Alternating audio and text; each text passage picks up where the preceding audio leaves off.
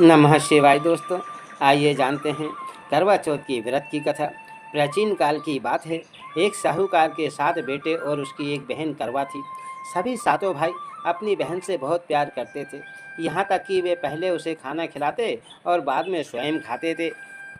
एक बार उनकी बहन ससुराल से मायके आई हुई थी।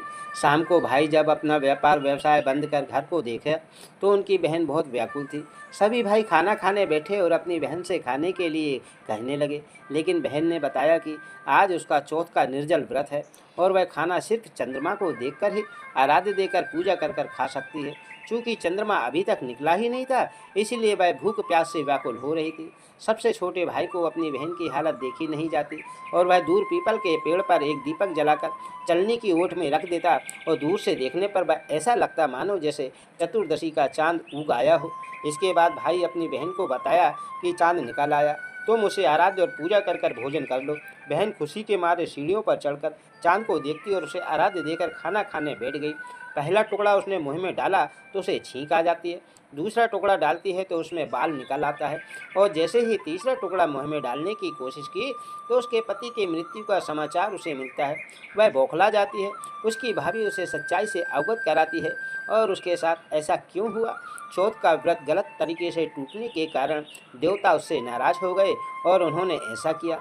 सच्चाई जानने के बाद करवा निश्चित करती है कि वह अपने पति का अंतिम संस्कार नहीं होने देगी, अपने सतीत्व और उन्हें पुनर्जीवन दिलाकर रहेगी। पूरे 1 साल तक अपने पति के शव के पास बैठी रही और उसकी देखभाल करती रही। उसके ऊपर उगने वाली सुई के बराबर घास को वह एकत्रित करती जाती, सुई नुमा घास को एकत्रित करती। 1 साल बाद फिर कार्तिक चौथ के दिन आता है। उसकी सभी भाभियाँ चौथ का व्रत रखती हैं। जब भाभियाँ उससे आशीर्वाद लेने के लिए आती हैं तो वह प्रत्येक भाभी से यम सुई ले लो, प्रिय सुई ले लो, मुझे भी अपने जैसी सुहागिन बना दो, ऐसा आग्रह करती हैं। लेकिन हर बार भाभी उसे अगली भाभी को आग्रह करने के लिए कहती और चली जाती। इस प्रकार जब 6ठे नंबर की भाभी आती है तो करवा चौथ उससे भी यही बात दोहराती है।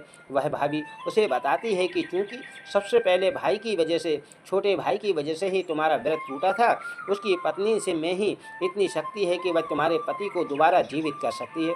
इसीलिए जब वह आए तो तुम उसे पकड़ लेना और जब तक वह तुम्हारे पति को जीवित ना कर दे उसे नहीं छोड़ना। ऐसा कहकर वह चली जाती है। सबसे अंत में छोटी भाभी आती है। करवा उससे भी सुहागन बनने का आग्रह करती है, लेकिन वह टालम टोली करने लगती है। ऐसे देख करवा उसे जोर से पकड़ लेती है और अपने सुहाग को जिंदा करने के लिए कहती है। भाभी उससे छुड़ाने के लिए नोचती है, खसोटती है, झिटकारती है, लेकिन वह करवा उसे नहीं छोड़ती है। अंत में उसकी तपस्या को देकर भाभी पसीज जाती है, दया आ जाती है और अपनी छोटी उंगली को चीरकर उसमें से अमृत उसके पति के मुंह में डाल देती है। करवा का पति तुरंत ही जीवित हो जाता है और श्री गणेश कहता हुआ उठकर बैठ जाता है। प्रभु कृपा से उसकी छोटी भाभी के माध्यम से करवा को अपना सुहाग वापस मिल जाता है महाराज। इसी तरह भगवान मेरी सभी माताओं बहनों का पति सौभाग्य रहे, अखंड सौभाग्यवती सभी बहनें रहें, ऐसी भगवान से कामना करते हैं। ऐसी सुंदर कथाओं को जानने के लिए चैनल को लाइक सब्सक्राइब अवश्य करें।